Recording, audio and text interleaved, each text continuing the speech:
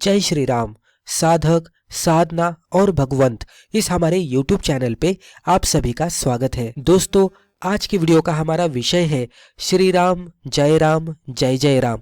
ये मंत्र सिद्ध होता है तो उसके लक्षण क्या है, कि किस तरह से पता किया जाए कि ये जो विजय मंत्र है, ये जो तारक मंत्र है, ये सिद्ध हो चुका है। तो ये आज की वीडियो में हम समझ लेने की कोशिश करेंगे। पहले तो हम ये देखेंगे कि मंत्र सिद्ध होने के बाद मन पे क्या परिवर्तन होते हैं। तो मन पर होने वाले परिवर्तन, मन अपने आप राम नाम की ओर झुकने लगता है। मान लीजिए हम मंत्र का जप करने के लिए बैठते हैं, तो पहले अगर आप देखेंगे तो हमें फोर्सफुली राम नाम का जप करना पड़ता था, लेकिन एक बार हमारा मंत्र सिद्ध हो जाए तो हमें फोर्सफुली मंत्र जप करने की जरूरत नहीं है। जैसे ही हम मंत्र जप करने के लिए बैठ जाएंगे, ऑटोमेटिकली ही हमारा ध्यान मंत्र में लगने लगेगा और जो प्रभु श्री राम का नाम है उनकी ओर हमारा मन झुकने लगेगा। क्रोध, भय, बेचैनी कम हो जाती है। पहले छोटी छोटी बातों पे गुस्सा आ जाता था, लेकिन वो अब नहीं होगा। भय लगना कम हो जाएगा। बेचैनी भी मन के अंदर की पूरी तरह से खत्म हो जाएगी।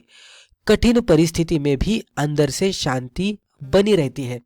पहले जब भी कठिन परिस्थिति से हम गुजरते थे तो हम पूरी तरह से डगमगा जाते थे, लेकिन जब भी मंत्र सिद्ध होता है तो हम समझ पाते कि परिस्थिति कैसी है और उसको किस तरह से हैंडल करना है। तो जब भी यह हमें समझ में आता है, वो ज्ञान जब भी हम में आता है, तो हम कठिन परिस्थिति में भी अंदर से शांत रहते हैं। नकारात्मक विचार जल्दी असर नहीं करते। दोस्तों, जब भी हम जीते रहते हैं तो सकारात्मक विचार, नकारात्मक विचार तो आने ही वाले हैं, लेकिन पहले क्या होता था कि नकारात्मक विचार आने के बाद हम उस पे ज्यादा प्रभावित हो जाते थे और हमारा मान लीजिए सुबह सुबह कोई नकारात्मक विचार मन में आता था तो पूरा दिन ही उसी तरह से निकल जाता था।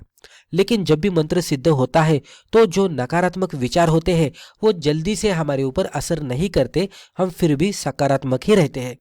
तो यह सबसे पहले और सबसे सच्चे लक्षण माने जाते हैं जब भी मंत्र सिद्ध होता है। तब मंत्र सिद्ध होने के बाद आपको ये भी देखने को मिलेगा व्यवहार और स्वभाव में बदलाव, बोलचाल में मृदुता आ जाती है। आप किसी भी इंसान के सामने जब भी जाएंगे तो आप पहले जैसे नहीं बात करेंगे, अभी आपकी बातों में मृदुता आ जाएगी।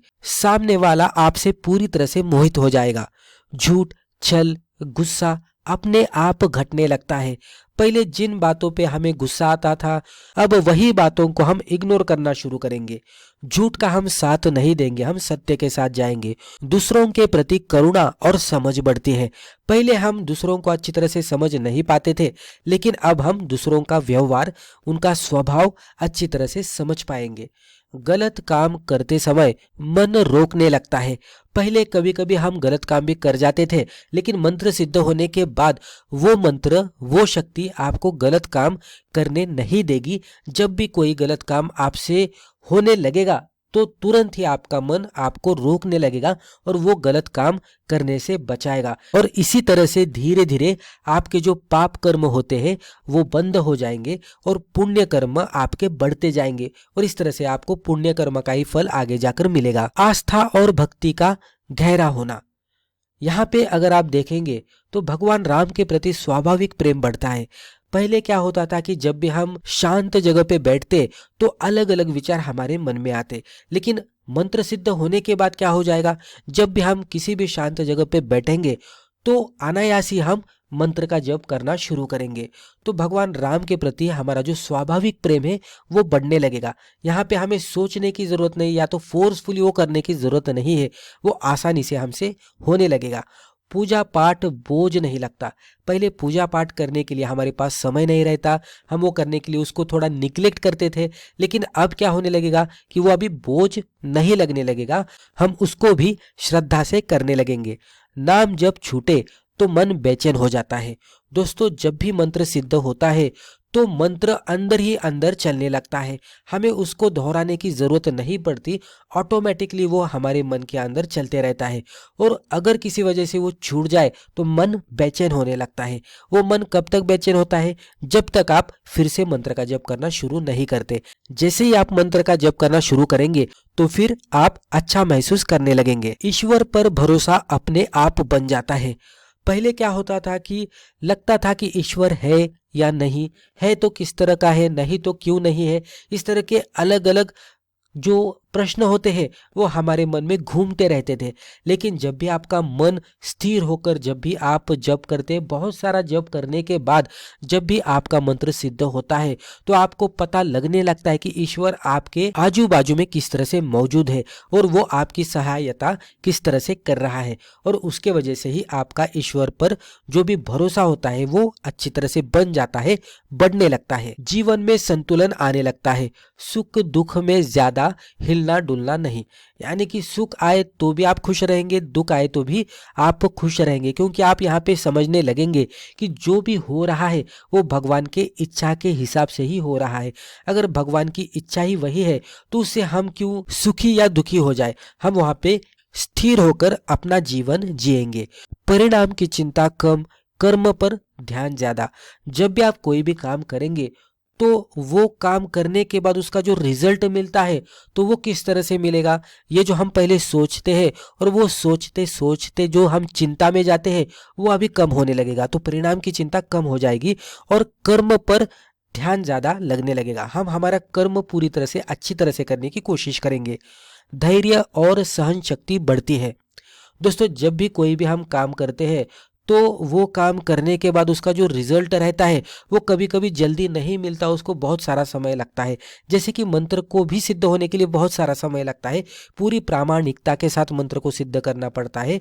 पूरा पवित्र होकर, प्रामाणिक होकर, निरंतरता के साथ, श्रद्धा के साथ और पूरा सकारात्मक दृष्टिकोण रखते हुए जप करना पड़ता है। और वो भी अनुष्ठान के हिसाब से निर्धारित संख्या में करना पड़ता है, तभी जाकर मंत्र सिद्ध होता है। तो उसको भी समय लगता है। लेकिन जैसे जैसे हमारा मंत्र सिद्ध होने लगता है तो ऑटोमेटिकली ही धैर्य और सहन शक्ति जो रहती है वो हमारे पास की बढ़ने लगती है। और वही जो भाव है वो हम अलग अलग चीजों में भी इस्तेमाल करने लगते हैं और उसी तरीके से हम उसको भी हैंडल करते हैं। यानी कि धैर्य और सहन शक्ति के साथ ही हम जीवन की हर एक पहलू को हम देखने लगते हैं। कठिन समय में टूटने की जगह संभलने की शक्ति मिलती है। पहले कठिन समय में हम टूट जाते थे, लेकिन अब वैसा नहीं होगा। हम यहाँ पे संभल कर और आत्मविश्वास के साथ वो कठिन समय पे मात कर पाएंगे। तो ये कुछ बातें मैंने आपके साथ शेयर की कि जो मंत्र सिद्ध होने के बाद हमारे साथ इस तरह का कुछ होने लगता है। अगर ये आपके साथ होने लगेगा कुछ मंत्रों का जप करने के बाद, अनुष्ठान करने के बाद, तो आप समझ सकते हैं कि धीरे धीरे आपका मंत्र सिद्ध हो रहा है। लेकिन इससे भी ज्यादा और भी अनुभव आने लगते हैं। अलग अलग साधक के अलग अलग अनुभव रहते हैं, उसमें से मैंने कुछ यहाँ पे आपके साथ शेयर करने की कोशिश की है। आपको ये भी बातें पता होना चाहिए कि जो बातें गलत समझी जाती है, जैसे कि मंत्र सिद्ध होने का मतलब यह नहीं है कि सब इच्छाएं पूरी हो जाएगी।